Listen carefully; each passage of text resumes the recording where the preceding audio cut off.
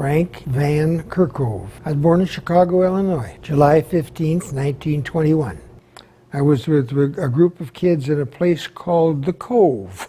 And it was a restaurant that had a basement where they had a music box, and us kids could go down there and buy Cokes and put nickels in the music box and dance and have fun down there. And I remember a person coming down from upstairs in the restaurant and saying that Perl Harbor had just been bombed. And the first reaction was, oh, that's somebody having fun, or trying to have fun. But then when the reality set in and we really knew that it happened, we couldn't believe it. It was just difficult to believe. Well, I wouldn't say that I was thinking about war being imminent. I just felt I wanted to get even. What right do you have to bomb us?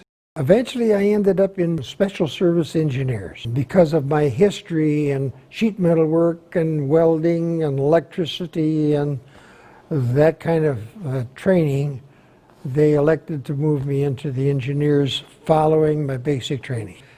Each company could build bridges, they could build railroads, they could build airports, they could build Bailey bridges. They were all well-trained individual companies. Well, I had a number of jobs because of my training. We were charged with the responsibility of repairing the docks in Cherbourg, France, because the Germans blew them all up before they left Cherbourg. And so we rebuilt the docks there so that the shipments came in to Cherbourg once we got the docks repaired. We then got attached to Patton's Third Army, Battle of the Bulge time, but we built a number of bridges that had been blown up there by the Germans in order to get supplies to Patton as he moved forward.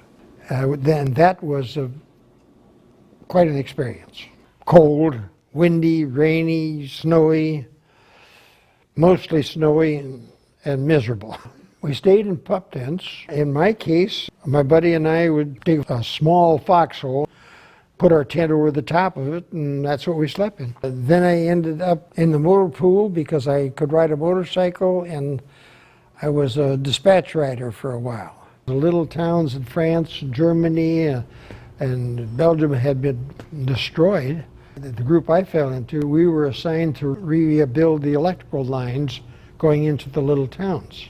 And we worked with the French people to run the power lines back into the community and get it all going. And when we would light the town, turn the lights on for the first time, there would be a big celebration. And somehow or other, those Frenchmen found champagne, and we had a party. About every town we were into, there was a big party, and that went on for about 4 months, and then I came home in 45. I did what my country asked me to do. I did the best I could, and that's all I could do.